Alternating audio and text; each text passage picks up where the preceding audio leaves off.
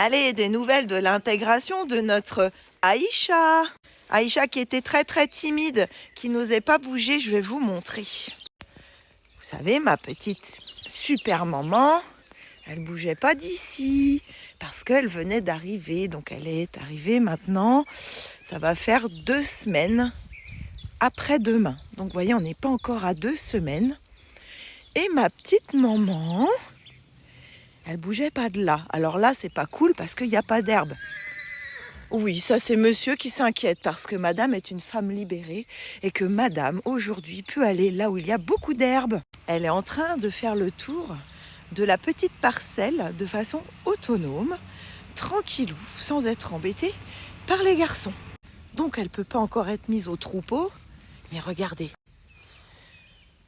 Alors, elle n'a pas l'air heureuse, ma petite maman là, en train de brouter tranquillement et de nous couver sa merveille.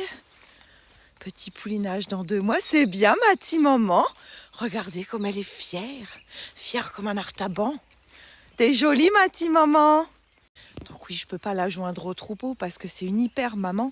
Dès l'instant elle aura pouliné pendant 1 mois, elle voudra pas d'autre cheval à côté d'elle. Alors voilà, c'est pour ça que pour l'instant on est très prudent. Ça sert à rien de la mettre dans le troupeau pour la retirer dans 2 mois, pour la remettre dans 3 mois. Voilà, pour l'instant on fait comme ça et ça se passe très bien. Ah, elle a trouvé l'herbe verte. Bah oui, parce qu'ici, on a quand même une bonne qualité. Donc voilà, notre Aïcha. Ah ma doudou! C'est notre doudou féminine, parce que nous sommes en minorité, nous les filles ici.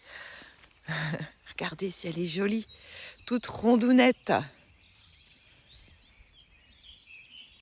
Oh, comme c'est bon ça, comme c'est bon ça. Le buffet à volonté est ouvert. Et comme vous voyez, elle est méthodique et elle y met du cœur. Alors en ce qui concerne Curly, aujourd'hui c'est la première journée où je le remets au pré avec son copain parce que comme vous savez, il a eu un accident de clôture. Il s'est roulé beaucoup trop près et il s'est emmêlé les pieds dedans. Comme il a paniqué, ça a augmenté le process. Bref, il s'est ouvert jusqu'à l'os quasiment, on était à 1 mm, ce qui a nécessité forcément des soins vétérinaires et une mise en cage. Mon cheval a été enfermé pendant 1 semaine et 2 jours exactement. Mais comme il avait été éduqué aussi au box, eh bien, il est resté tranquille. Ça s'est bien passé, sachant que oui, mes box, moi, sont ouverts sur une espèce de petite terrasse, ce qui lui permettait de voir tout ce qui se passait aux alentours et de ne pas être cloîtré non plus dans ces 12 mètres carrés. En plus, je vous rappelle que c'est un cheval super propre. À la base, il n'aime pas faire ses pipis dans son box. Il déteste faire les crottins dans son box. Donc ça l'a forcément gêné. Alors, on va regarder le pré des garçons. Donc vous avez notre Curly qui est là avec son bobo.